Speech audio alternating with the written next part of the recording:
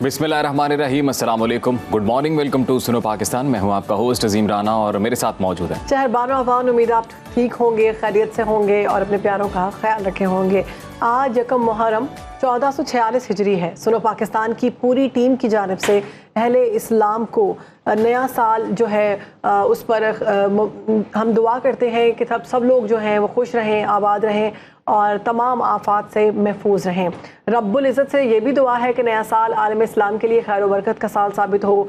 दुनिया में जहाँ जहाँ मुसलमान मुश्किल में हैं, अल्लाह उनके लिए आसानियाँ पैदा फरमाए। बिलखसूस गज़ा के वो मुसलमान जो दिन रात अपनी जानों की कुर्बानी दे रहे हैं, अल्लाह ताला उनकी मुश्किलात भी ख़त्म फरमाए। और मुहर्रमुल हराम इस्लामी कैलेंडर का पहला महीना है और इसे हुर्मत वाले महीनों में शुमार भी किया जाता है। नया साल इस्लामी तकवीम के मुताबिक कमरी निज़ाम पर मबनी होता है, जिस पर हर महीना चाँद की गर्दिश के मुताबिक होता है। यकम मुहर्रम को मुसलमान अपने सालाना अहदाफ का जायज़ा लेते हैं और नए साल के लिए बेहतर मनसूबाबंदी भी करते हैं। मुहर्रमुल हराम का महीना ख़ास तौर पर इमाम हुसैन अलैहिस्सलाम और करबला के वाक़े को याद दिलाता है और मुसलमानों को अदल, हक और कुर्बानी की तालीमात सिखाता है। ये महीना हमें अपनी ज़िंदगियों को इखलाकी और रूहानी तौर पर गुजारने की तरगीब देता है ताकि हम बेहतरीन मुसलमान और कामिल इंसान बन सकें। जी बिल्कुल। और अब प्रोग्राम में मौसम की बात कर लेते हैं। नाज़रीन, मौसम के हवाले से आपको अपडेट करते हैं तो मुल्क भर में मौसम की सूरत हाल कुछ मिली जुली नज़र आती है। मानसून चूँकि बाकायदा तौर पर उसका आगाज़ हो चुका है और धुआंधार उसके स्पेल भी देखने में आ रहे हैं। बेशतर इलाकों में तेज़ हवाएँ हैं, गरज चमक के साथ मज़ीद बारिशों का इम्कान भी ज़ाहिर किया जा रहा है, जिसकी वजह से पंजाब और कराची में अर्बन फ्लडिंग का खदशा ज़ाहिर किया जा रहा है। गुज़िश्ता रोज़ होने वाली बारिश से मरी में GT रोड पर लैंड स्लाइडिंग हुई जी, और जिसकी बायस जो है रास्ते बंद हुए। कराची की अगर हम बात करें तो महकमा मौसमियात की जानिब से बताया गया कि कराची में मानसून की इब्तदाई बारिशें 8 से 10 जुलाई को हो सकती हैं और बलूचिस्तान के इलाके हरनाई के पहाड़ी सिलसिलों में गुज़िश्ता रोज़ होने वाली बारिश से नदी नालों में तुग़यानी आ गई। सैलाबी रेले के बायस सिब्बी रेलवे सेक्शन पर ट्रेनों की आमदरफ्त और हरनाई पंजाब शाहराह पर ट्रैफिक मुअत्तल हो गई है। अब आने वाले दिनों में मुल्क भर में मौसम की सूरत हाल कैसी रहेगी ये जान लेते हैं। हमारे मुख्तलिफ शहरों से नुमाइंदगान हमारे साथ मौजूद हैं। लाहौर से दुआ हैं, पेशावर से काशिफ और कराची से हबीब खान हमारे साथ, जबकि इस्लामाबाद से समन हमें ज्वाइन करेगी। तो सबसे पहले शहरबानो लाहौर की सूरत हाल जान लें। बिल्कुल, दुआ आपकी जानिब आते हैं। बताइएगा कि लाहौर का मौसम कैसा है और आने वाला जो हफ्ता है ये कैसा रहेगा लाहौरियों के लिए। जी बिल्कुल शहरबानो और अजीम, लाहौर का जो आज मौसम है आज फिर थोड़ा सा गर्म होना शुरू हो गया है। सुबह हमने देखा कि मतलब जो था वो जुज़वी तौर पर अबर आलू था, लेकिन अब इस टाइम पे फिर धूप निकल आई है और धूप की तपिश जो है वो काफ़ी ज़्यादा महसूस की जा रही है। एक तरफ से धूप की तपिश है और दूसरी जानब जो है वो हब्स की कैफियत है, तो दोनों मिलकर जो है वो मौसम जो है थोड़ा बहुत गर्म महसूस किया जा रहा है। लेकिन हमने गुज़िश्ता दिनों हमने देखा बिलखसूस जुम्मे और हफ्ते वाले दिन कि मूसलाधार बारिश से लाहौर शहर का मौसम जो था काफ़ी ज़्यादा खुशगवार हो गया था।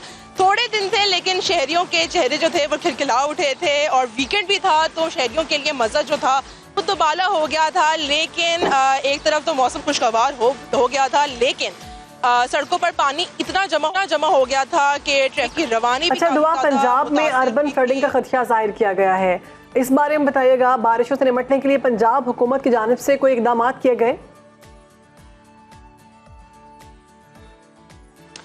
जी शहरबानो, मैं इसी तरफ आ रही थी। जिस तरह हमने जब मानसून शुरू होने वाला था तब हुकूमत की जानिब से यही था, PDM की जानिब से यही था कि इस बार जो था मानसून की बारिशें काफ़ी ज़्यादा होंगी और ख़दशा है कि ज़्यादा पानी हो और शहरियों को मुश्किलात का सामना करना पड़े।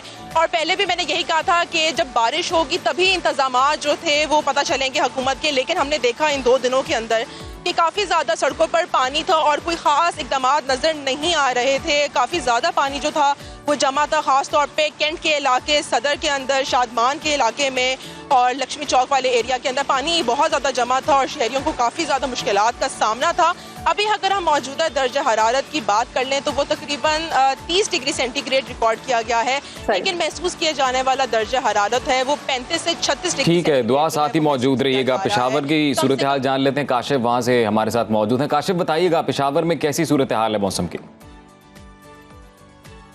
सबसे पहले आपको नया साल यकम मुहर्रम मुबारक। फिर आपको मैं बताता चलूँ कि पेशावर में इस वक्त सूरज ने आंखें दिखाना शुरू की है और गर्मी की शिद्दत में एक बार फिर इजाफा हुआ है। अभी पेशावर में दर्जा हरारत जो है वो 32 डिग्री सेंटीग्रेड है। हवा भी नमी जो है वो 71% है, जिससे हब्स है और शहरी काफ़ी ज़्यादा जो है वो गर्मी महसूस कर रहे हैं। और मैं आपको बताता चलूँ कि गुज़िश्ता रोज़ पेशावर में बारिश के साथ ज़्यादाबारी भी हुई थी, जिससे दर्जा हरारत में काफ़ी हद तक कमी आई थी। अगर हम यकम और 2 जुलाई 3 जुलाई की बात कर रहे हैं तो पेशावर में शदीद गर्मी थी। दर्जा हरारत 42-43 डिग्री सेंटीग्रेड तक गया था, लेकिन गुज़िश्ता रोज़ की बारिश ने मौसम को खुशगवार किया है। अभी दर्जा हरारत 32 डिग्री सेंटीग्रेड है और महकमे मौसमियात का कहना है कि दोपहर को दर्जा हरारत जो है वो 38 डिग्री सेंटीग्रेड तक जाने का इम्कान है, ताहम बारिश का कोई इम्कान नहीं है। इसके साथ मैं आपको बताता चलूँ कि पेशावर, नौशहरा और इसके करीबी जो अजला हैं वहाँ पर शाम के बाद जो है कहीं कहीं जुज़वी मतला जो है अबरालूद रहेगा। और इसके साथ आपको बताते चलूँ कि आइंदा हफ्ते में पेशावर में कहीं भी बारिश का कोई इम्कान नहीं है। और इसके साथ अब दोपहर को जो है गर्मी की शिद्दत में मज़ीद इजाफा होगा। जी ठीक है, पेशावर की सूरत हाल से आगाह कर रहे थे काशिफ, और उनका ये कहना है कि अगले आने वाले हफ्ते में बारिश के इम्कान ज़ाहिर नहीं किए गए।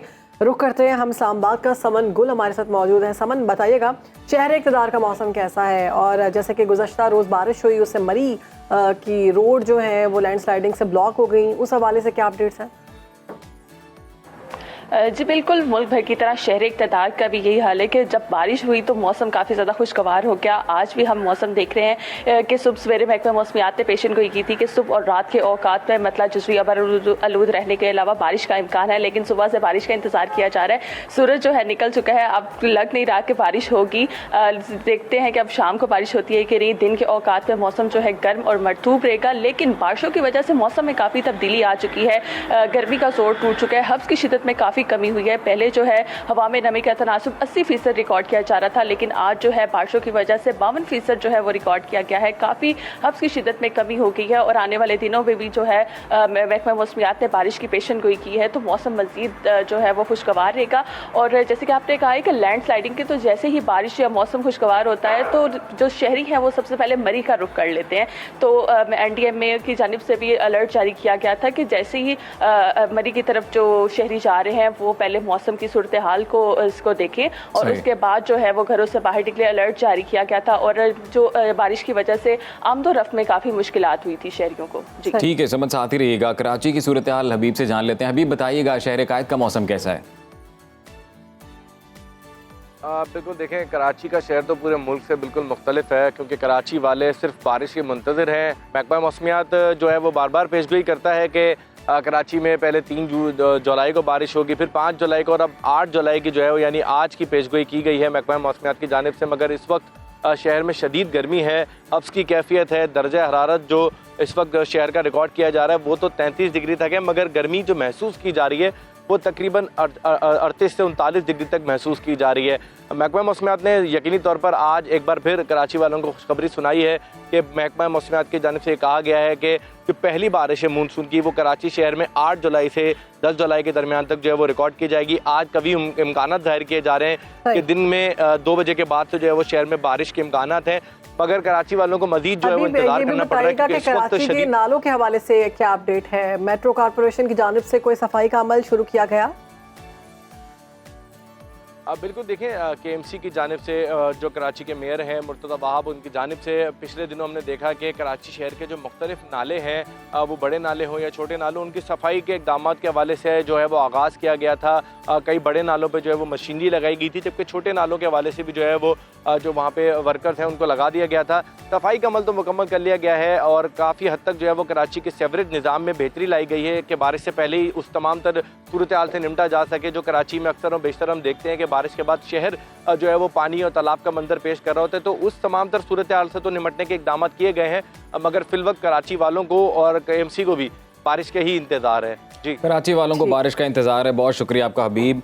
काशिफ ने पेशावर से अपडेट किया, लाहौर से 2, इस्लामाबाद से समन गुल हमारे साथ मौजूद रहीं और इन मुख्तलिफ शहरों में मौसम की जो सूरत हाल है उससे हमें अपडेट किया। ओवरऑल मुल्क भर में मौसम कैसा रहेगा उस हवाले से हमने अपने नाजरीन को अपडेट किया। तो जी ये प्रोग्राम में आगे बढ़ते हैं और शहरबानो मौसम का दर्जा हरारत तो मुख्तलिफ है मुख्तलिफ जगहों पर, लेकिन जो महंगाई का दर्जा हरारत my है God, वो तो वो आसमान एक को जैसा ही छू रहा है, है। बिल्कुल आसमान को छू रहा है। लोग परेशान दिखाई दे रहे हैं। बिजली के बिलों में बहुत इजाफा हुआ। बहुत ज़्यादा इजाफा हुआ है। मुल्क भर में आवाम बिजली के बिलों के खिलाफ सरापा एहतजाज नजर आ रहे हैं। इतलात ये सामने आ रही हैं कि 200 यूनिट इस्तेमाल करने वाले प्रोडक्टिव सार्फिन को ओवर बिलिंग का सामना हुआ है और उन्हें नॉन प्रोडक्टिव कैटेगरी में डाल दिया गया है। उनमें करोड़ों रुपए वसूल किए जा रहे हैं और सुनो न्यूज़ की आवाज़ उठाने के बाद वज़ीर आज़म और वज़ीर दाखिला ने ओवर बिलिंग का नोटिस ले लिया है और इस तमाम तर नाइंसाफ़ी पर मुलव्विस अफसरान और अमले के खिलाफ कानूनी कार्रवाई करने का हुक्म दिया गया है। इससे पहले भी नोटिस लिए गए और अमली तौर पर हमने देखा कि अफसरान के खिलाफ कोई कार्रवाई नहीं हुई, बातें ही होती हैं, दावे ही होते हैं। किसी तरह की कोई कार्रवाई हमने नहीं देखी कि अभी तक की गई हो।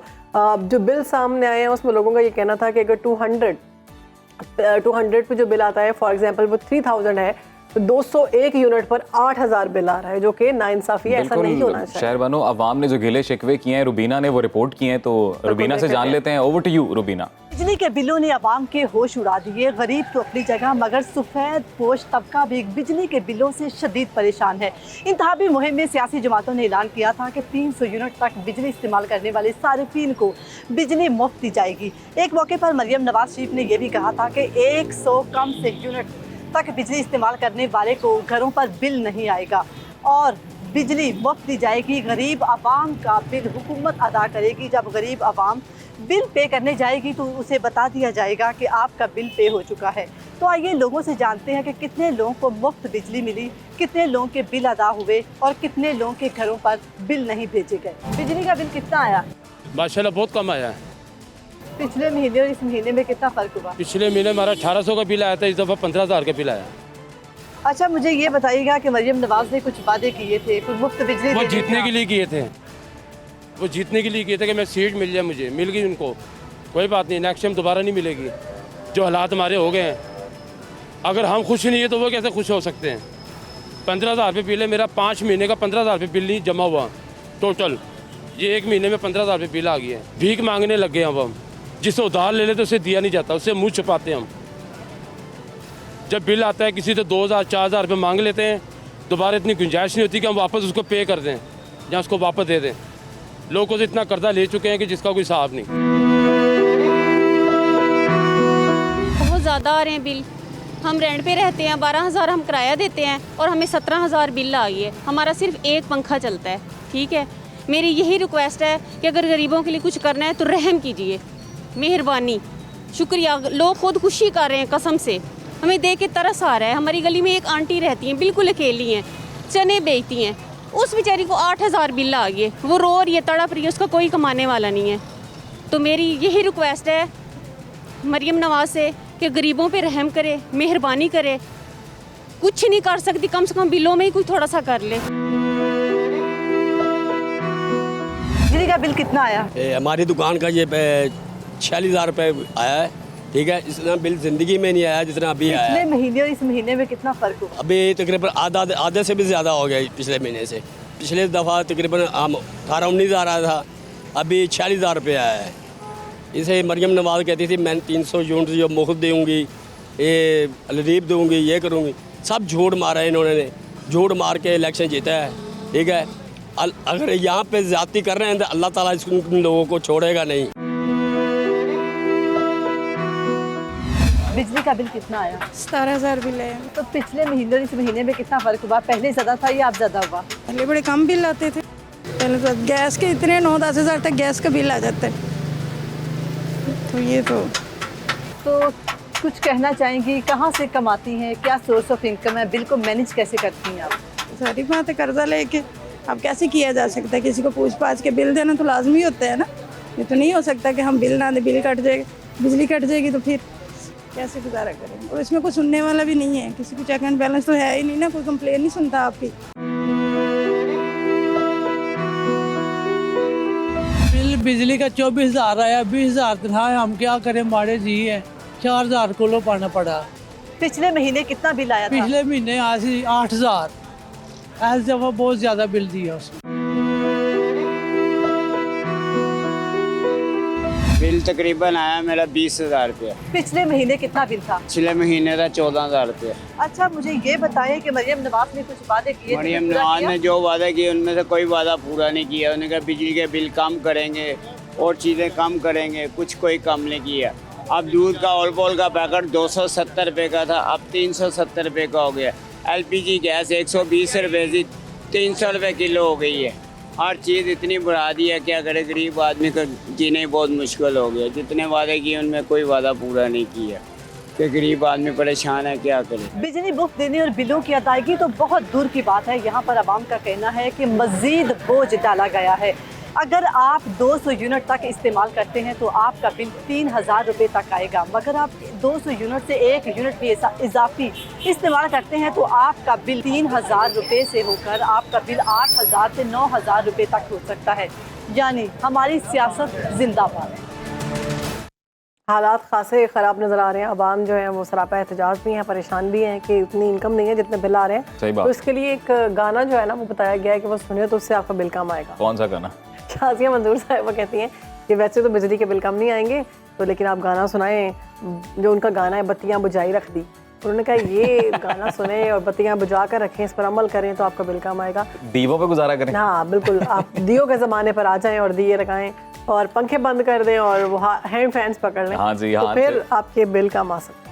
बहरहाल जी ये सूरत हाल है और अवाम सरापा एहतजाज है, लेकिन दूसरी जानिब जो हुकूमत के अखराजात है वो तो कम होने का नाम नहीं ले रहे। अपनी अय्याशियाँ नहीं कम हो रही। हाँ बिल्कुल, इस पे हमने डिटेल गुफ्तगू भी करनी है अपने प्रोग्राम में आगे बढ़ के, लेकिन अभी एक ब्रेक शामिल करते हैं जी। ब्रेक के बाद वापस आएंगे, प्रोग्राम आगे बढ़ाएंगे, कहीं मत जाइए। नाजरीन, अब हम सेहत के हवाले से बात कर लेते हैं। और मोटापा आजकल के दौर में बहुत बड़ा मसला है, इसे कैसे कम किया जाए कुछ समझ नहीं आती है। खुराक से इसको किस तरह कंट्रोल किया जाए वो तो तरीक़ाकार हम अक्सर बताते रहते हैं, डाइट को कैसे कंट्रोल किया जा सकता है। अलबत्ता मोटापे से कई तरह की बीमारियां आती हैं और बड़ी सीरियस बीमारियां आती हैं, इससे बड़ी मुश्किलात बढ़ सकती हैं लेटर ऑन आपकी लाइफ में। तो हम योगा करके मोटापे को कैसे कंट्रोल कर सकते हैं, इसी हवाले से आज हम बात करेंगे। हमारे साथ मौजूद है योगी नईम, हमारे अगले गेस्ट हैं। सुनो पाकिस्तान में आपको वेलकम करते हैं। कैसे हैं आप? थैंक यू बहन जी, अल्लाह का करम। अल्हम्दुलिल्लाह ठीक ठाक। अभी WHO की एक रिपोर्ट सामने आई जिसमें कहा गया है कि 23% पाकिस्तानी जो है वो मोटापे का शिकार हो चुके हैं और ये आबादी जो है बहुत तेज़ी में बढ़ रही है। लोग मतलब हमने देखा था पहले बहुत पतले लोग होते हैं, वो भी मोटे हो रहे हैं। इसकी क्या वजह है और कौन सी ऐसी एक्सरसाइज है जो करके हम मोटापे से छुटकारा हासिल कर सकते हैं? बहन देखें, वजूहत तो बहुत सारी हैं, लेकिन जो कॉमन रीज़न है वो डीप स्लीप तक ना पहुंचना है। एक बहुत बड़ी वजह है कि आपकी नींद पूरी ना हो तो आपको मोटापा होगा।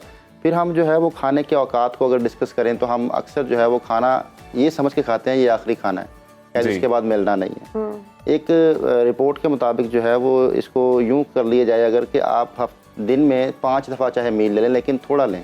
सही पोर्शन डाइट। जी जी। अगर आप पोर्शन डाइट पे आते हैं तो आपका वेट कम होना शुरू हो जाता है। इसके अलावा कुछ चीज़ें, पानी का ज़्यादा इस्तेमाल, पानी का हम कम इस्तेमाल करते हैं, पानी पीते ही नहीं है। मैं अक्सर लोगों को देखता हूँ वो दिन में 4 से 5 गिलास पानी पीते हैं, ये भी बहुत ज़्यादा समझते हैं कि हम पानी पी रहे हैं। पानी का इस्तेमाल बढ़ाएं।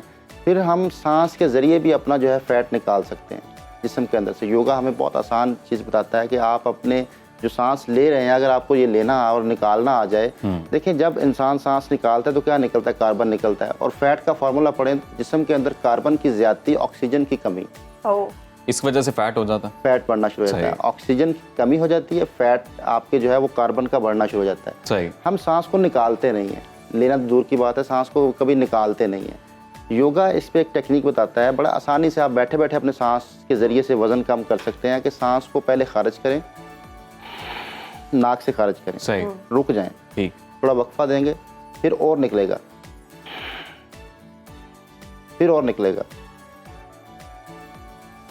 पीरियड को दबाते जाएं, बिल्कुल साथ लग, ठीक और है, सांस को निकालते जाएं। आप 2-3 स्टेप्स में सांस को निकाल सकते हैं। सांस निकाल के थोड़ा वक्फा देंगे ना तो फिर आप दोबारा से सांस निकालने के काबिल हो जाएंगे। जब आप इस तरह 2-3 दफ़ा सांस निकालेंगे तो इससे बहुत जल्दी से वज़न कम होना शुरू होता है। और एक और चीज़ है जो क्रिया है वो अगर कर लिया जाए तो उससे जो है वज़न कम होता है। उसको कहते हैं कि आप जिस्म के अंदर से जो है वो अपने टॉक्सिन्स खारिज कर रहे हैं। उसके तरीक़ाकार ये है कि आप अपनी बॉडी से सांस को खारिज करेंगे झटके के साथ। सही। उसमें सांस को निकालेंगे पेट के प्रेशर के साथ। सही।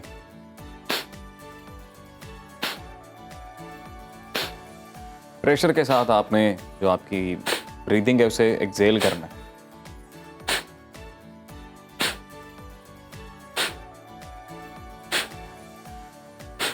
और ये तरीकाकार और ये एक्सरसाइजेज ऐसी हैं जो आप घर में किसी भी जगह पे बैठ के बड़े कर सकते हैं, आसानी चेयर से पे हो बैठ के सकता कर है। सकते हैं। अच्छा, चेयर पे बैठे बॉडी जो है वो आपका पेट का जितना भी हिस्सा है वो भी साथ वर्कआउट कर रहा है। कमर सीधी रखनी है। अब सही। इसके साथ ही मैं आपको एक एक्सरसाइज बताता हूँ जो आप चेयर पे बैठे बैठे कर सकते हैं। सही। आप ऐसे चेयर पे टेक छोड़ दें और कमर को सीधा कर लें और दोनों हाथों से पकड़ लें ऐसे और थोड़े से अपने घुटने ऊपर उठा के रोक लें। सही है, ये लोअर एब्डोमेन यहाँ पे स्ट्रेस आना चाहिए। ठीक ठीक ठीक। रिलैक्स। फिर आप इसी तरह अपनी लेग सीधी करके भी उठा सकते हैं जी। कमर सीधी और रोकें। सही।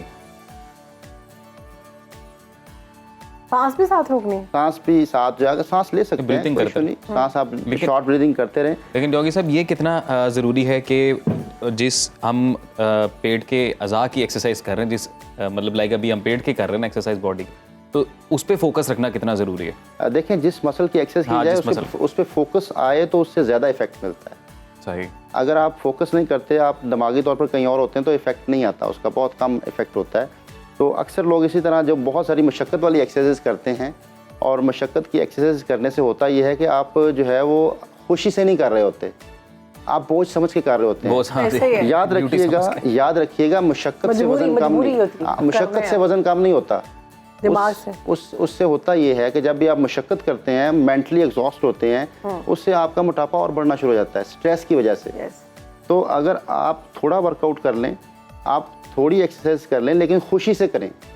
आप जो भी कर रहे हैं वो उसमें आपका इंटरेस्ट हो और आपको अच्छा लगे करते हुए, तो उससे बहुत जल्दी आपको रिजल्ट मिलता है। कभी भी बॉडी के ऊपर फूड के बारे में बताएं, कौन सा फूड खाना चाहिए, कौन सी ऐसी ग़िज़ाएं हैं जो डाइट में शामिल ज़रूर करें ताकि वेट लॉस हो? अदरक का इस्तेमाल बहुत ज़रूरी है। अदरक वाली चाय? जी, अदरक को आप इस्तेमाल करें, उससे फैट कम होती है। इसके अलावा जो आपकी स्वेलिंग्स बॉडी के अंदर हैं उसके लिए तरबूज बहुत अच्छा है। तरबूज खाएं आप। और अगर आप हल्दी का इस्तेमाल कर लें थोड़ा सा, बहुत ज़्यादा नहीं। अच्छा, बहुत सारे लोग जो है बहुत सारी चीज़ों को फ़ायदेमंद समझ के बहुत ज़्यादा खाना शुरू कर देते हैं, उससे नुकसान होता है। सही। अच्छा, फिर डाइट में एक चीज़ मैं आपको बता दूं कि अगर आप वज़न कम करना चाहते हैं तो डाइट के हवाले से ये है कि आप एक तरह के फूड मत लें, उससे बॉडी हैबिचुअल हो जाती है। बॉडी अब सुबह दोपहर शाम हम फिक्स कर लेते हैं चीज़ों को। अक्सर हम डाइट प्लान लेते हैं, नाश्ता तो वो कंफर्म होता है ना, वो एक ही तरह का होता है, फिक्स कर लेते हैं। सही।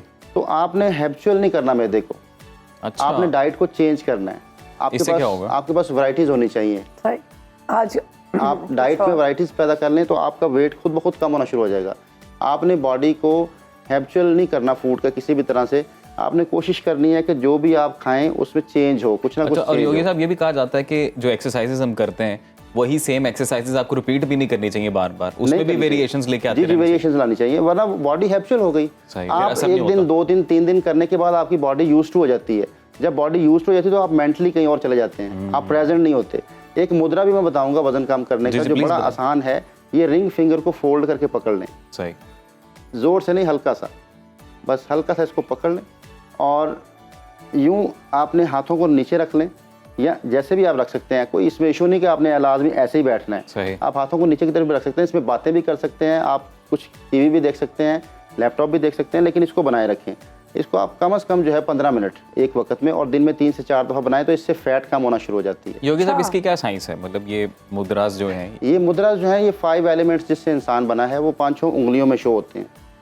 ये हरारत है, ये हवा है, ये रूह है, ये मट्टी है, ये पानी है। तो मट्टी के ऊपर आपने हरारत दी है।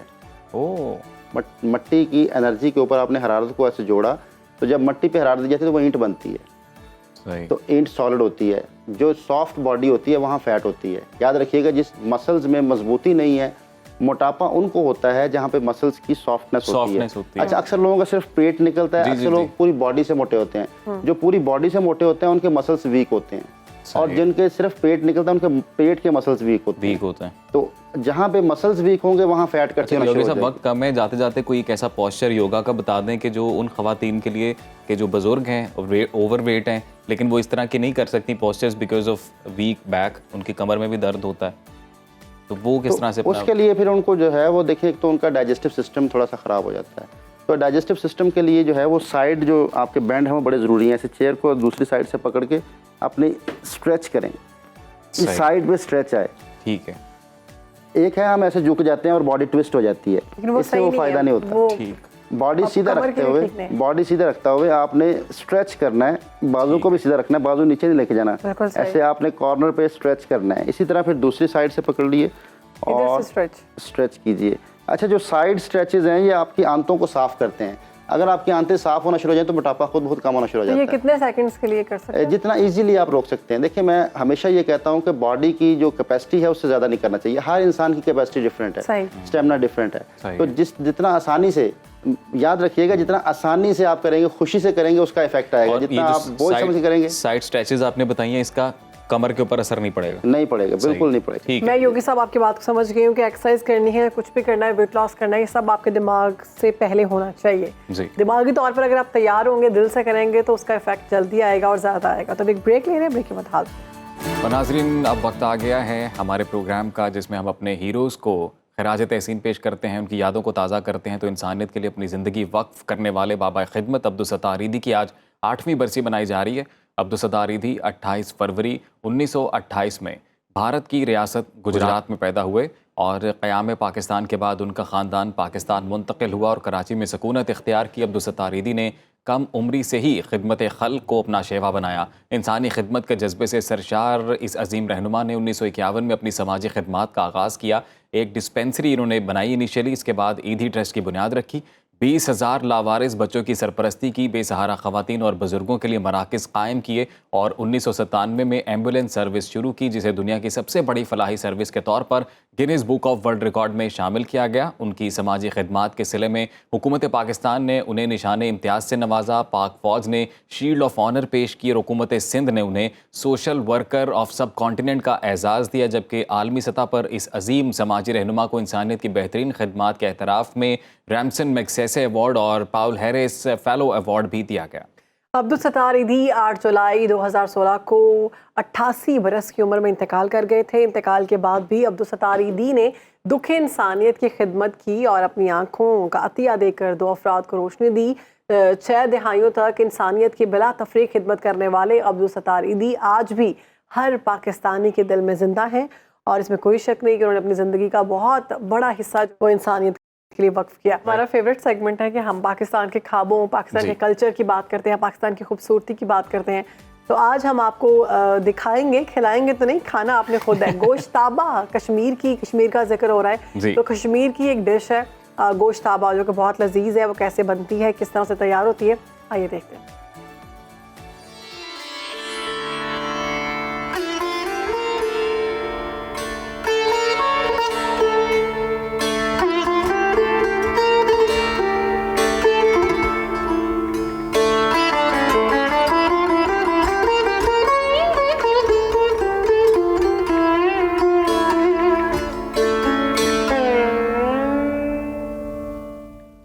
कश्मीरी रिवायती डिश गोश्ताबा तैयारी के मुख्तलिफ मराहिल से गुजरता है। पहले मरहले में गोश्त को कूटा जाता है, फिर उसमें मसाला जात डालकर गोश्त की गोल गोल टिक्कियां बनाई जाती हैं। कुछ देर पानी में उबालने के बाद गोश्ताबा को निकाल लिया जाता है। मार्केट से पहले गोश्त लाते हैं, उसके बाद इसको कूटते हैं, कूटने के बाद इसमें छोटे गोश्त की चर्बी डालते हैं, फिर मसाला काली मिर्च और मोटी इलायची डाल के फिर इसको बनाते हैं, बना के फिर उबाल के फिर इसको फ़रोख्त करते हैं। कश्मीरी गोश्ताबा जो है कश्मीर की रिवायती डिश है और ये कश्मीर में बहुत ज़्यादा पसंद की जाती है। हमारे घरों में, शहर में, होटलों पे ये कसरत से बनाई जाती है और इसका टेस्ट ही माशाल्लाह ऐसा होता है कि ये हर घरों में तैयार की जाती है और हमारे शादी ब्याह जो होते हैं उसकी तकरीबात इसके बगैर अधूरी होती है। गोश्ताबा की पकवाई के लिए दूसरे मरहले में घी, दही और दीगर मसाला जात का इस्तेमाल किया जाता है। कश्मीरी रिवायती डिश गोश्ताबा का इस्तेमाल शादी ब्याह और दीगर तकरीबात में खास तौर पर किया जाता है। अपने मुनफरिद जायके के बायस कश्मीर के रिवायती खानों में गोश्ताबा को मुनफरिद मकाम हासिल है। वाह वाह वाह, बड़ी शानदार रिपोर्ट। गोश्ताबा देखकर तो भूख लग गई है। नाश्ते में दिल कर पड़ा गोश्ताबा हो। वैसे शायद मैंने नाश्ता किया, मैं याद आया मुझे। नाश्ता हल्का फुल्का तो करना ही होता है। गोश्ताबा मंगवा लें। गोश्ताबा यहाँ से मिलता नहीं है, वरना जरूर मंगवाते। हमने रिपोर्ट इतनी शानदार दिखाई, आप तो बना भी सकती हैं। अब तो वाकई पूरा उसमें तरीका बताया गया, किस तरह से उसको कूटते हैं, फिर मसाला जाट डालते हैं और फिर किस तरह से बनाते हैं। इसकी शक्ल जो है वाइट कोरमे जैसी है। जैसे हम वो कोफ्ते, बिल्कुल वाइट कोफ्ते लग रहे हैं, कोरमा और कोफ्ते मिक्स लग रहे हैं, तो पता नहीं टेस्ट कैसा है। और वैसे हम अपने नाज़रीन को भी शहरबानो ये बोल देते हैं कि जिन जिन इलाकों से वो देख रहे हैं बैठकर हमें इस वक्त, आपके इलाके में अगर कोई ऐसी मशहूर सौगात है जो आपको लगता है कि वो भी दुनिया के सामने आनी चाहिए, पूरे पाकिस्तान के सामने आनी चाहिए, तो आप हमारे सोशल मीडिया पेजेस पर जाकर उनकी पूरी स्टोरी अपलोड कर सकते हैं, रेसिपी शेयर कर सकते हैं, वीडियो बनाकर खुद शेयर कर सकते हैं। हम उस प्रोग्राम का हिस्सा बनाएंगे। हाँ, नंबर आप लोगों के पास ही होता है, व्हाट्सएप नंबर, उसमें भी आप भेज सकते हैं कि आपकी कौन सी ऐसी खास डिश है इलाके की, वो हम कोशिश करेंगे कि चूज़ करके जो सबसे अच्छी होगी वो हम आप लोगों तक शेयर करेंगे, सबको दिखाएंगे कि फ़लाँ इलाके की फ़लाँ डिश बहुत अच्छी है। वैसे तो खाना पाकिस्तान के हर इलाके का, हर घर का मुनफरिद है और मुख्तलिफ है, कल्चर मुख्तलिफ है। हाँ, पहचान है, हर कल्चर की पहचान है कि उस कल्चर का ये वाला खाबा बहुत ज़बरदस्त है। और ये और मज़े की बात ये है कि हर कल्चर ही समझता है कि हम बहुत खाते हैं, जबकि हर कल्चर ही बहुत ज़्यादा खाता है। और खाने के लिए मुझे लगता है ज़्यादातर लोग जो हैं हम जैसे पैदा हुए हैं कुछ लोग सिर्फ पैदा हुए हैं काम करने के लिए और जिंदा रहने के लिए खाते हैं, और कुछ लोग जो हैं वो सिर्फ खाने के लिए जिंदा रहते हैं। तो बहुत फ़र्क है इन लोगों में, लेकिन ऐसे लोगों में शामिल नहीं होना। आपने प्रोडक्टिव रहें। एक ब्रेक ले रहे हैं, ब्रेक के बाद जी हम लोग काम वाले हैं, ब्रेक ले रहे हैं। Welcome back after the break. नाज़रीन, प्रोग्राम में आगे बढ़ते हैं, बात करते हैं सियासत की। तो मुल्क की सियासत में शदीद हंगामा खेजी देखने में आ रही है। इस्लामाबाद में तहरीक इंसाफ का जलसा मनसूख होने के बाद हुकूमत और अपोजिशन जमातें आमने सामने नजर आ रही हैं। जी, शदीद लफ्जी जंग जारी है और अपोजिशन लीडर उमर अयूब ये इल्ज़ाम लगाते नजर आ रहे हैं कि हुकूमत की मां पर उनकी गिरफ्तारी के लिए छापे मारे जा रहे हैं। दूसरी जानिब हुकूमत ने अवाम पर महंगाई का बोझ डालने के बाद अपने अखराजात में कमी लाने का फैसला किया है। इतलात अब ये हैं कि वज़ीर-ए-आज़म शहबाज शरीफ ने मुख्तलिफ वजारतों और डिवीजन को ख़त्म करने या सूबों को मुंतकिल करने के लिए काम शुरू कर दिया और एक हफ्ते में प्लान मांग लिया है। 18वीं तरमीम के बाद माजी की हुकूमतें भी मुख्तलिफ वजारतें ख़त्म करने से मुतल्लिक कोशिशें करती रही हैं, मगर मुख्तलिफ वजूहात पर कोई भी हुकूमत कामयाब नहीं हो सकी। इससे पहले बिलावल भुट्टो जरदारी ने अपनी इंतखाबी मुहिम में 17 वजारतें ख़त्म करके 300 अरब रुपए अवाम पर लगाने का ऐलान किया था। क्या इस बार शहबाज शरीफ हुकूमत मुख्तलिफ वजारतें ख़त्म करने में कामयाब हो सकेगी और इससे बचने वाले पैसे अवाम पर खर्च किए जा सकेंगे? बिल्कुल, इस तमाम तर सूरत हाल पर बात करने के लिए हमें ज्वाइन किया है पीपल्स पार्टी पंजाब के सीनियर रहनुमा है हसन मुर्तज़ा साहब। बहुत शुक्रिया हसन साहब, आपको वेलकम करते हैं। सुनो, पाकिस्तान में वफाकी हुकूमत ने सूबों से मुतालिक वजारतें और इदारे ख़त्म करने का फैसला कर लिया है। वजारतें ख़त्म होने और सूबों को मुंतकिल करने से हुकूमत के अखराजात कैसे कम होंगे, ये बताइएगा। बहुत शुक्रिया जी, आपने मुझे मौका दिया। देखें, इस वक्त जो मुल्क की मईशत की हालत है उसके लिए हमें ज़रूर ऐसे इक़दाम करने चाहिए, और जो महकमे ऐसे हैं जो ये तो नहीं कहा जा सकता कि ठीक से काम नहीं कर पा रहे, क्योंकि सारे महकमे ज़रूरी होते हैं, लेकिन कई ऐसे महकमे ज़रूर हैं जो अगर दूसरे महकमों में जम किए जाए तो शायद उनकी वो ज़रूरियात जो हैं वो पूरी हो सकें। तो ऐसे होना चाहिए, ऐसे इक़दाम। इसमें तो कोई मैं समझता हूँ कि ऐसी चीज़ें नहीं हैं, लेकिन ये जो हमारी जो मईशत है, मैं नहीं समझता कि वो ऐसे इक़दाम से वो बेहतरी की तरफ जाएगी। आज भी हमें जो है वो तमाम पार्टीज को ऑन बोर्ड लेना पड़ेगा और सबको इस इकोनॉमी पे एक चार्टर करने की ज़रूरत है और मिल बैठने की ज़रूरत है। जब तक वो नहीं होगा, स्टेबिलिटी नहीं होगी, बातचीत से चीज़ें आगे नहीं बढ़ेंगी। ठीक है हसन साहब, बिलावल भुट्टो ने अपनी इंतखाबी मुहिम में 17 मुख्तलिफ वजारतें ख़त्म करके 300 अरब रुपये अवाम पर लगाने का ऐलान किया था। आप हुकूमत के अहम इत्तेहादी भी हैं, आपका मुतालबा भी पूरा हुआ, इससे अवाम को बराह रास्त कैसे फ़ायदा होगा? और वो 300 जो अरब रुपए का वादा था वो अभी तक तो पूरा नहीं हुआ। देखें, इंतखाबात में मैंने अपना मैनिफेस्टो के साथ जाना पड़ता है। पाकिस्तान पीपल्स पार्टी के मैनिफेस्टो में था कि हम ये चीज़ें करेंगे जिससे मईशत बेहतर होगी। अनफॉर्चुनेटली हम नहीं जीत पाए। हम उस पर 100% जो है अमल दरामद नहीं कर सकते, लेकिन हम एक इत्तेहादी हैं, उनके साथ मिल के उनको मशवरा दे के उनसे ये करवाया जा सकता है। हसन साहब, आप कह रहे हैं कि मुकम्मल तौर पर मैंडेट पीपल्स पार्टी को नहीं मिला, लिहाजा मैनिफेस्टो में जो बातें लिखी हैं उस पर अमल दरामद नहीं किया जा सकता। यकीनन ये इसी तरह है ना कि अगर हम जीते होते तो फिर हम अपने मैनिफेस्टो पे अमल करते। आज पाकिस्तान पीपल्स पार्टी उस वक्त ये भी कहती थी कि हमने जो मॉडल सिंध के अंदर किया है पब्लिक प्राइवेट पार्टनरशिप का, चेयरमैन बिलावल भुट्टो जरदारी का विजन था और बड़ा कामयाब रहा है। हम आज भी कहते हैं कि अगर यही पाकिस्तान और पंजाब और दीगर सूबों में कर लिया जाए तो मेरा ख्याल है हमें IMF की तरफ नहीं जाना पड़ेगा। लेकिन हसन साहब, आप पीपल्स पार्टी इत्तेहादी तो है ना सर, इत्तेहादी है, आपके पास पूरा मौका था नेगोशिएट करने का। गवर्नर्स आपके हैं, चेयरमैन सेनेट आपके हैं, सदर आपके हैं। देखिए, प्रेसिडेंट और गवर्नर ने तो निगोशिएट नहीं करना होता। मैंने तो ये बात खुद से पहले कही है कि हम इत्तेहादी हैं और यकीनन हम उनसे बात भी करेंगे और अपनी चीजें मनवाने के लिए कोशिश भी करेंगे। बाकी हर जमात का अपना मैनिफेस्टो है, उन्होंने अपने मैनिफेस्टो के साथ जाना है।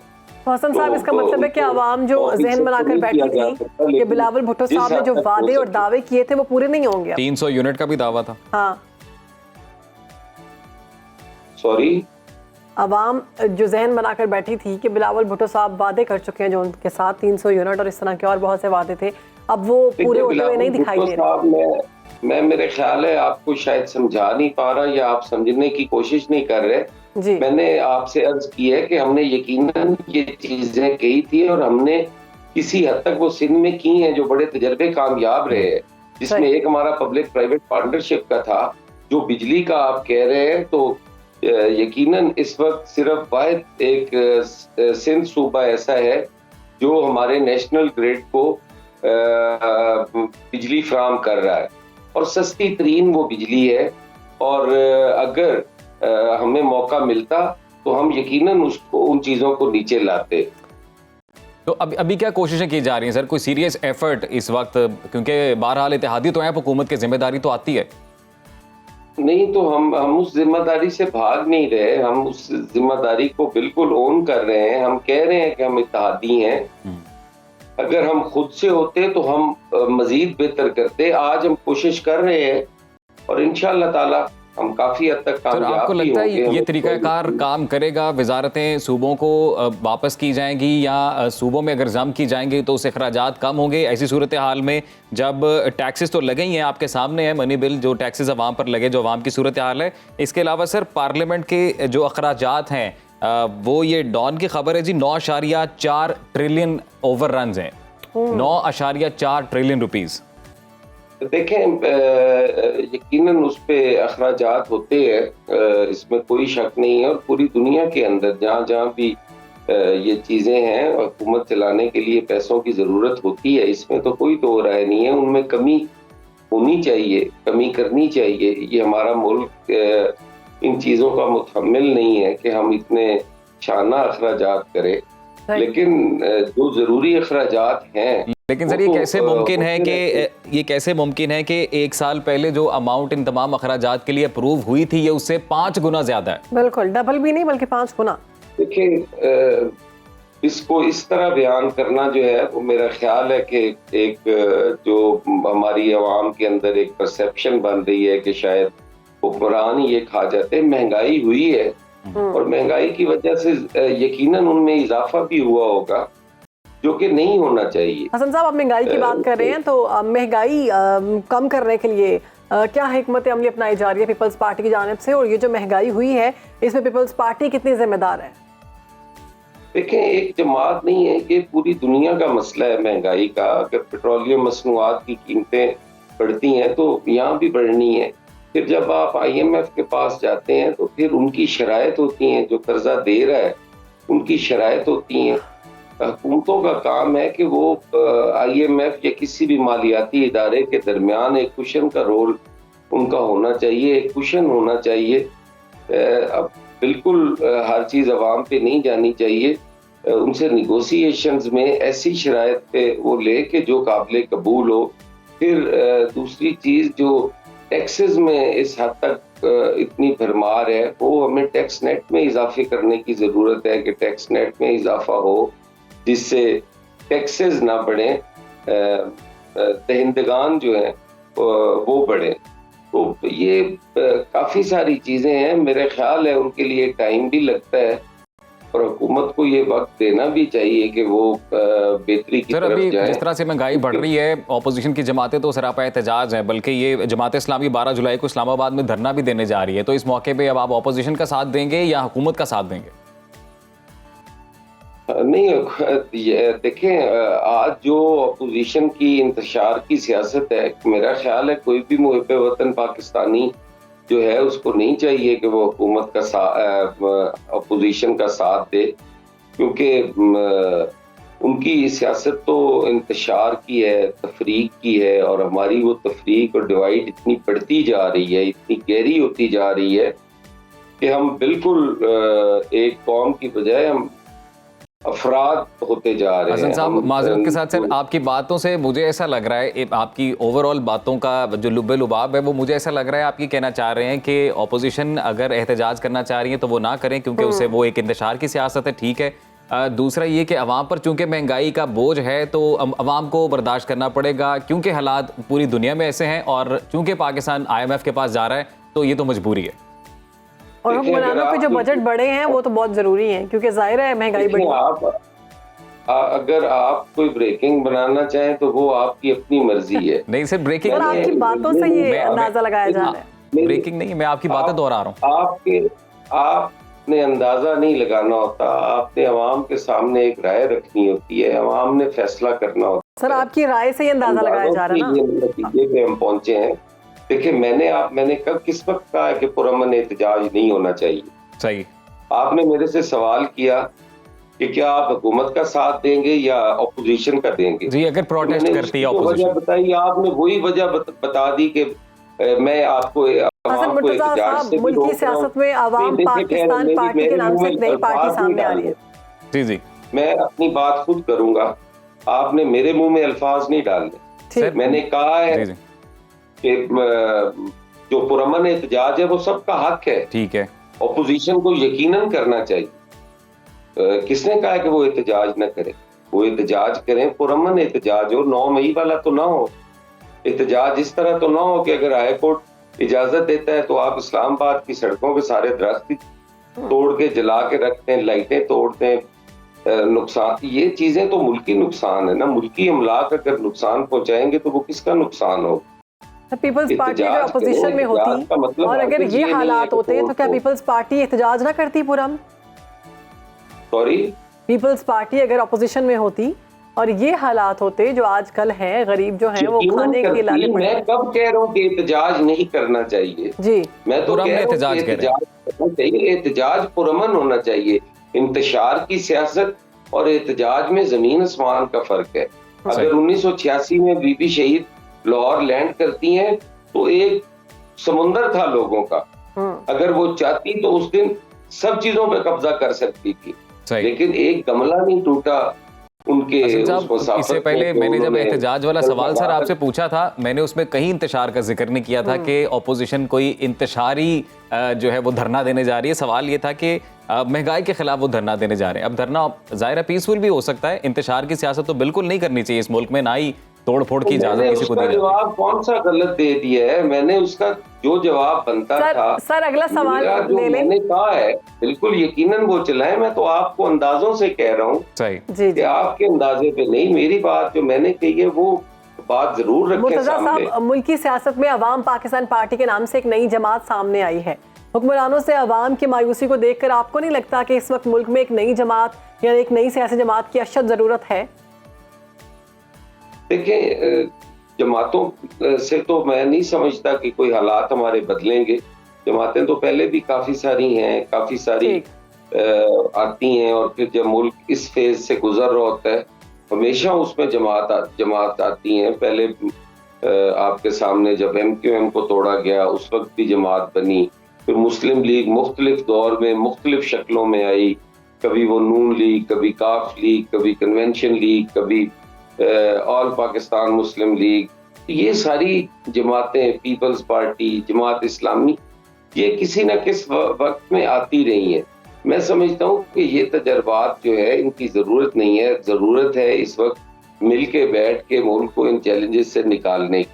अगर कोई क़यादत आज भी मिल के बैठने को तैयार नहीं है, तो पता नहीं फिर वो कब बैठने को तैयार होंगे। बहुत शुक्रिया हसन मुर्तज़ा साहब, आपने सुनो पाकिस्तान को वक्त दिया और इस वक्त सियासी हालात में पीपल्स पार्टी का जो मौक़िफ़ है उस हवाले से गुफ्तगू की। यहाँ पर ब्रेक लेते हैं जी, ब्रेक के बाद वापस आएंगे। वेलकम बैक जी। प्रोग्राम में आगे बढ़ेंगे, बात करेंगे बच्चों की नफ्सियाती सेहत के हवाले से। आजकल छुट्टियों की वजह से बच्चों का ज़्यादा वक्त घर में गुजरता है। ये ना सिर्फ वालिदैन के लिए बच्चों की तरबियत का एक बेहतरीन मौका होता है, बल्कि वो अपने बच्चों को पेश आने वाले नफ्सियाती मसाइल को समझ सकते हैं, उनको बेहतरीन तरीके से हल कर सकते हैं और हल निकाल सकते हैं।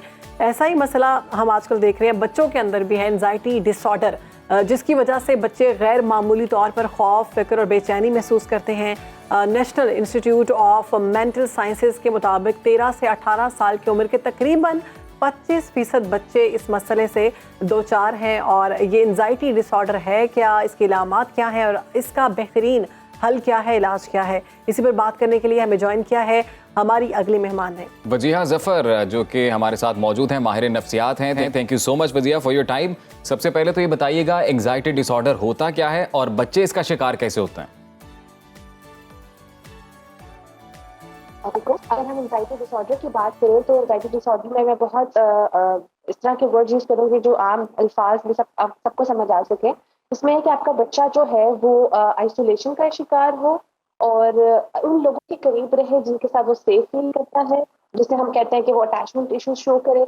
आपको लगे उसके दिल की धड़कन बहुत ज़्यादा तेज होती है, वो जो है बेचैन नजर आपको नजर आता है। इसके अलावा उसका दिल नहीं लगता किसी चीज में, या घबराहट का शिकार बहुत ज्यादा रहता है और आपको लगे कि वो ओवर सेंसिटिव हो रहा है, उसको बहुत ज्यादा रोना आ जाता है। इसके अलावा जो एक बहुत कॉमन है, कम उम्र के बच्चे जिनको हम एंशियस कहते हैं, वो किसी एक टॉय के साथ अटैचमेंट करने लगते हैं। एंजाइटी का अटैचमेंट इशू से बहुत ज्यादा, ठीक है, वो अपनी किसी टॉय को साथ साथ रखेंगे या खुद से ही बातें करने लग जाएंगे, अपना सेफ जोन बनाने लग जाएंगे, कहीं पे जाने से डरेंगे।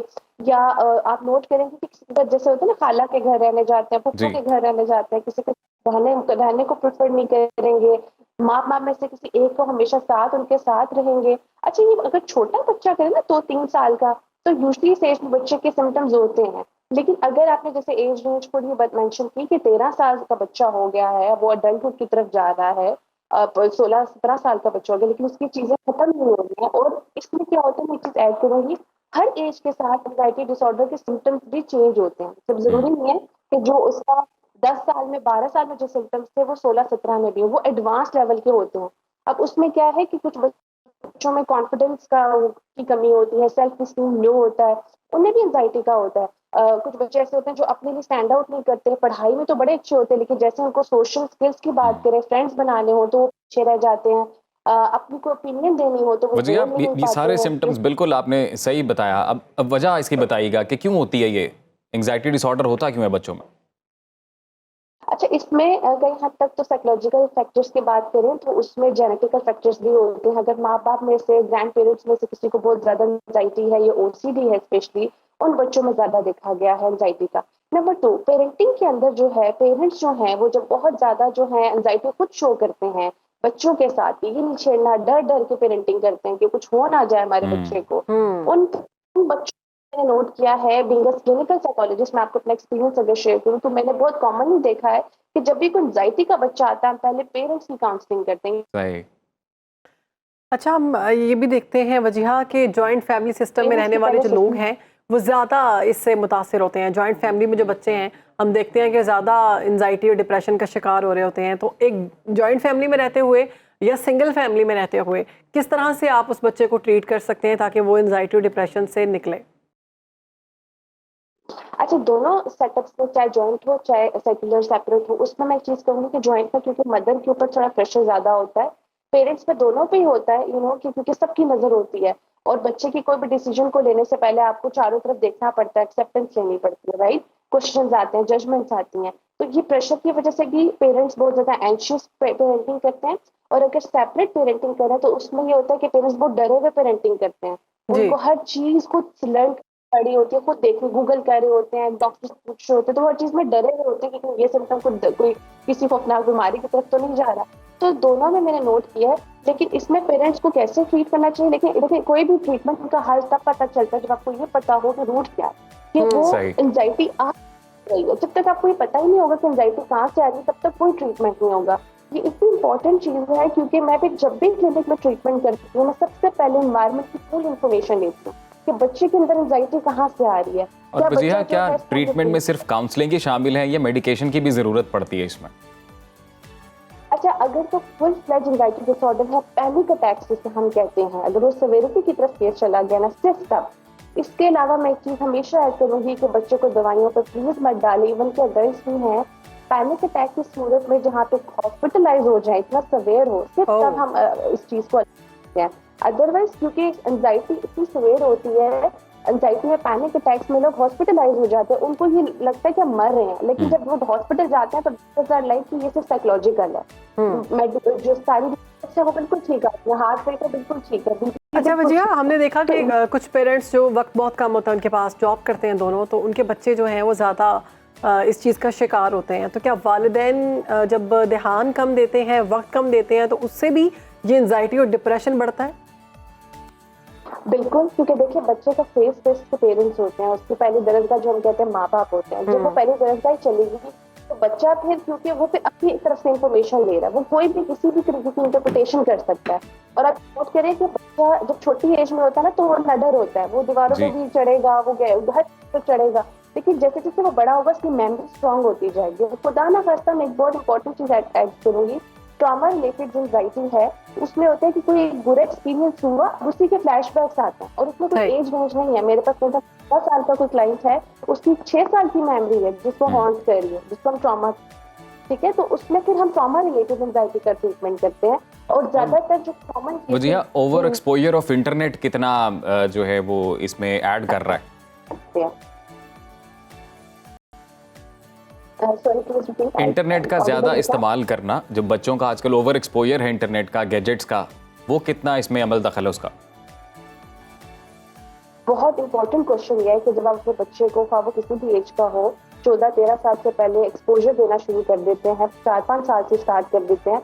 अब क्या है, आपने नोट किया होगा ज्यादातर कंटेंट ऐसा है जो एंजाइटी इंड्यूस करता है, डिप्रेशन इंड्यूस कर रहा होता है, आपके अंदर ऐसी थॉट्स इंड्यूस कर रहा होता है जो डिप्रेशन एंजाइटी को कॉज करते हैं। तो मैं चीज हमेशा ऐड करूंगी, हम बड़े जो है ऐसी चीजें देख के एंजाइटी में चले जाते हैं, टाइम जैसा कंटेंट होता है, तो बच्चों का ब्रेन बहुत डेलीगेट होता है, वो हर तरह की इंफॉर्मेशन अब्सॉर्ब करता है और वो अपनी तरीके की इंटरप्रिटेशन देता है। अब कई दफा बच्चे अपने ड्रीम्स बताते हैं, जो उन्होंने कंटेंट देखा होता है, वो ड्रीम्स में इतनी एंशियस होते हैं क्योंकि नींद नहीं पूरी होती है, तो स्कूल में बड़े फ्रस्ट्रेटेड जाते हैं। तो ये जो पैटर्न है ना एंजाइटी, हम एंजाइटी को फुल फ्लैश देखते हैं, उसको हम एंशियस कहते हैं, जो थोड़ा कम सीवियर लेवल होता है। तो बचपन में जो बच्चा एंशियस होता है, अब मैं एक चीज ऐड करूंगी, एंजाइटी के साथ वो बच्चे ओसीडी में चले जाते हैं। ओसीडी होते हैं कोई चीज रिपीटेडली करना। तो अच्छा, ओसीडी और एंजाइटी में हमें जल्दी से फर्क जरा बता दीजिएगा, वक्त पड़ा कम है। एंजाइटी और ओसीडी में बहुत क्लियर फर्क है कि एंजाइटी में जो मैंने सिम्टम्स बताया, ओसीडी में ये कि आप एक ही चीज को लेकर ना रिपीटिशन करते हैं, बार धोना, बार हाथ धोते, बिल्कुल जगह ताला है बार बार उसको खोलना बंद करना, गाड़ी है तो बार बार चेक करेंगे कि सही लॉक की है कि नहीं, टैप को बार बार बंद करेंगे। कि आपको लगेगा कि मैंने जो है घर में फ्लां चीज रखी है वो चोरी हो जाएगी, तो बार बार उसकी तरफ जाके ध्यान रखना। मतलब आपने सही तरह लॉक भी कर लिया ना तो आप वही सोचते रहेंगे और एंजाइटी में रहेंगे। बहुत शुक्रिया आपका वजिया जफर, आप इंसान को वक्त दिया। और मॉरल ऑफ द स्टोरी इसके अपने बच्चों का ख्याल रखें, उनके ऊपर कॉन्फिडेंस रखें और दूसरी वक्त दें उनको, वक्त दें उनको। सबसे ज़रूरी है कि आप उनको वक्त दें, अटेंशन दें और उनको सिर्फ आपका वक्त चाहिए। होता ये है कि क्योंकि आजकल जो हालात है उसकी वजह से दोनों पेरेंट्स को काम करना पड़ता है और बच्चे कहीं ना कहीं निगलेक्ट हो जाते हैं। कोशिश करें कि आपके बच्चे जो हैं वो निगलेक्ट ना हो, इसी सारे माहौल में उनको ज़्यादा वक्त दें।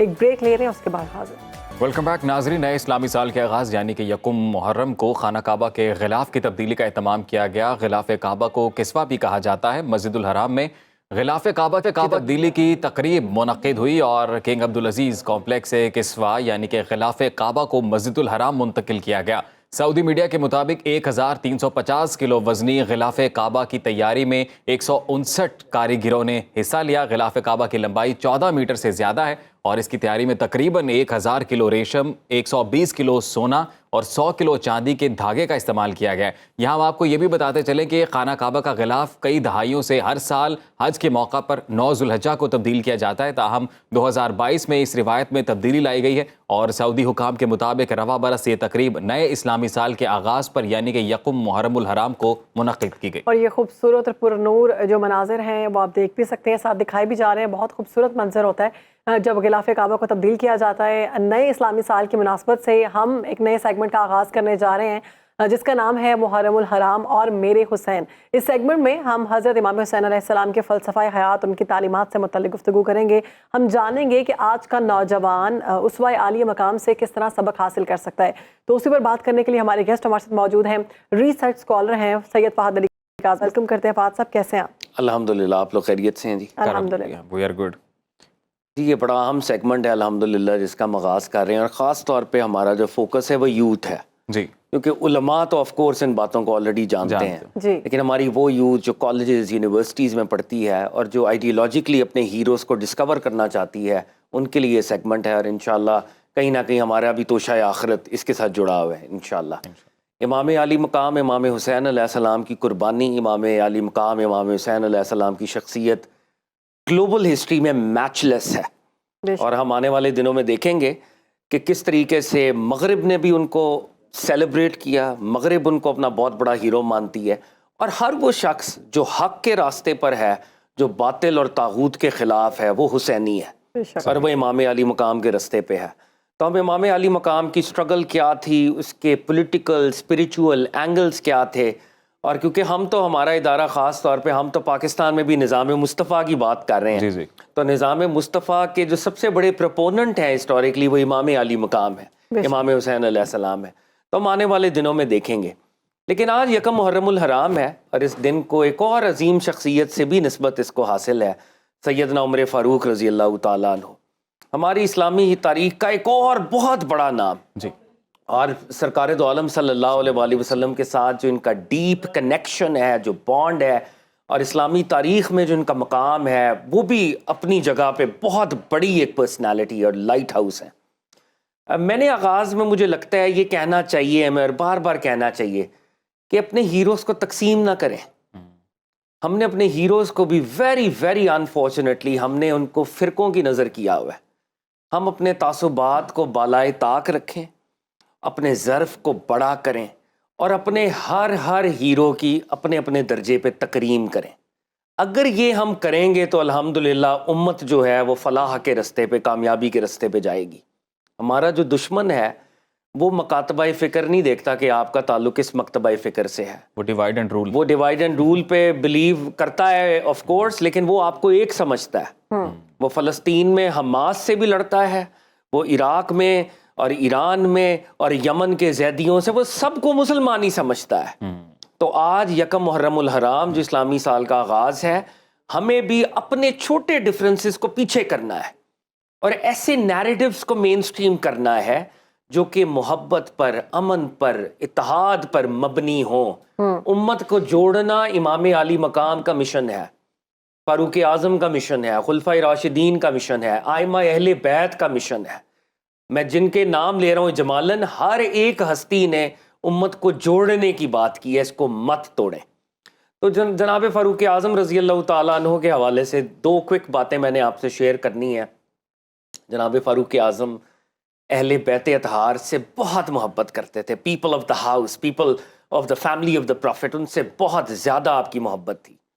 और जब आप खलीफा वक्त बने तो आपने एक निज़ाम कायम किया था जिसको वेस्ट आज भी फॉलो करती है, इसको उमर्स लॉ कहते हैं कि स्टाइपेंड और स्कॉलरशिप्स दी जाती हैं। तो हज़रत उमर फ़ारूक रज़ी अल्लाह तआला अन्हु जो सबसे ज़्यादा स्टाइपेंड देते थे वो उन सहाबा किराम को देते थे जिन्होंने बदर लड़ी हुई है, क्योंकि वो हमारे सबसे बड़े हीरोज़ थे, बदरी कंपेनियंस थे। और इमाम हसन और इमाम हुसैन अलैहिस्सलाम को कुछ रवायात में बदरियों जितना स्टाइपेंड मिलता था और कुछ रवायात में बदरियों से भी ज़्यादा मिलता था। हालांकि दे वर नॉट इवन बॉर्न, वो तो बदर के मौके पर अभी पैदा भी नहीं हुए थे। हज़रत अली उल मुर्तज़ा और बीबी सैयदा का जो निकाह है वो 2 हिजरी की कुछ हमारे पास डेट्स आती हैं, तो बदर के मौके पर तो ये हजरात अभी पैदा नहीं हुए थे। लेकिन ये स्टाइपेंड जो है सबसे ज़्यादा उनको देते थे। आपके बेटे अजीम साहबी रसूल हज़रत अब्दुल्ला बिन उमर रज़ी अल्लाह ताला अन्हो अपने वालिद गिरामी के पास आए। उन्होंने कहा कि अब्बा जान, ये क्या मामला है कि हसनैन करीमैन को सबसे ज़्यादा स्टेट जो है वो स्कॉलरशिप और स्टाइपेंड देती है, जबकि मैं इनसे उम्र में बड़ा हूँ और मैं तो बदर के वक्त भी मौजूद था, बाकी सारी जंगें मैंने लड़ी हैं, ये तो अभी पैदा नहीं हुए थे और ये तो बच्चे थे जब ये सरकार दो आलम सल्लल्लाहु अलैहि वसल्लम के साथ भी थे, तो ये क्या मामला है? तो सैयदना फ़ारूक आज़म रज़ी अल्लाह ताला अन्हु ने कहा, ए अब्दुल्ला, तुम ऐसे नाना ले आओ जैसे नाना उनके हैं, ऐसी नानी ले आओ जैसी नानी इनकी है, तुम ऐसी वालिदा ले आओ जैसी वालिदा इनकी हैं, तुम ऐसे वालिद ले आओ जैसे वालिद इनके हैं, फिर तुम मुझसे ये डिस्कशन करो। सुभान अल्लाह। ये है फ़ारूक आज़म रज़ी अल्लाह ताला अन्हु। और जब प्रॉफिट सल्लल्लाहु अलैहि वसल्लम ने गदीर के मौके पर, यह 18 ज़िलहज का वाक़या है, मशहूर वाक़या है, 105 सहाबा किराम इसको रिवायत करते हैं, जब आका अलैहिस्सलातु वस्सलाम ने अली मुर्तज़ा का हाथ बुलंद करके कहा, मन कुन्तु मौला फ़हाज़ा अली मौला, जिसका मैं मौला उसके अली मौला। जो पहला फ़र्द जिसने अली मुर्तज़ा को मुबारकबाद दी, और मुस्नद अहमद बिन हम्बल के अल्फाज हैं, हज़रत उमर फ़ारूक फरमाते हैं, बखन बखन या इब्ने अबी तालिब, वाह वाह, मुबारक हो अबू तालिब के बेटे, तुमने इस हाल में सुबह की, तुमने इस हाल में शाम की, कि तुम हर पल हर वक्त हर मोमिन मर्द और औरत के मौला हो गए हो। यू आर अ मास्टर, और आपका जो मास्टर होना है इसमें कोई पॉज नहीं है वक्त का। जैसे जैसे वक्त बढ़ रहा है, अब हर पल हर सेकंड हर लम्हे आप मौला है। ये हज़रत उमर फ़ारूक रज़ी अल्लाह ताला अन्हु। और ये भी मशहूर वाक़या है, जनाब फ़ारूक आज़म, आपके इल्म में है कि ईरान फ़तह हुआ, जनाब फ़ारूक आज़म के दौर में रोमन अम्पायर को शिकस्त हुई, तो ये बहुत एक्सपेंशन हुई थी। तो हज़रत उमर फ़ारूक के दौर में जब ये मामला हुआ, ईरान से लोग आए और उस वक्त बीबी शहर बानो तशरीफ़ लाईं, और कहा गया, उनको ये कहा गया कि आप इनका निकाह जो है शहजादे के साथ करें। तो लोग उनके बेटे की तरफ इसको कर रहे थे। सही। तो आपने कहा वाकई ये शहजादी हैं, इनका निकाह शहजादे के साथ होगा। हज़रत उमर फ़ारूक रज़ी अल्लाह ताला अन्हु ने बीबी शहर बानो का निकाह, जो कि शहजादी ईरान थी, उनका निकाह इमाम अली मुकाम इमाम हुसैन अलैहिस्सलाम से फरमाया, और इस निकाह से इमाम ज़ैनुल आबिदीन पैदा हुए। आज भी जो सादात चलती है, जो हुसैनी सादात है, क्योंकि सारे तो शहीद हो गए थे, जैसे हम आने वाले दिनों में देखेंगे, जनाब अली अकबर शहीद हो गए, जनाब अली असगर शहीद हो गए, ये सारे मेल एयर्स तो शहीद हो गए थे। जो बच्चा बचा था वो इमाम अली बिन अल हुसैन ज़ैनुल आबिदीन, और वो बीबी शहर बानो के बेटे थे। और इस निकाह को मुनक्किद करने वाले कौन थे? हज़रत उमर फ़ारूक रज़ी अल्लाह ताला अन्हु थे। तो जो सैयद है या सादात है या इस घराने से वो मोहब्बत करता है, तो उस निकाह खान का भी तो कुछ अदब करना पड़ेगा ना, जिसने निकाह पढ़ाया और ये सादात का सिलसिला चला। इन्ना आतईना कल कौसर है हबीब, हमने आपको कसरत दी, औलाद की भी कसरत, और उस कसरत का एक दुनियावी सबब ये निकाह खान खलीफा वक्त, खलीफा दोम जनाब उमर फ़ारूक रज़ी अल्लाह ताला अन्हु बने। जनाब उमर फ़ारूक की इतनी बातें मैं और कर सकता हूँ, आपकी एडमिनिस्ट्रेशन, आपकी गवर्नेंस, बड़ी मज़े की बात है जो कि कम शेयर होती है।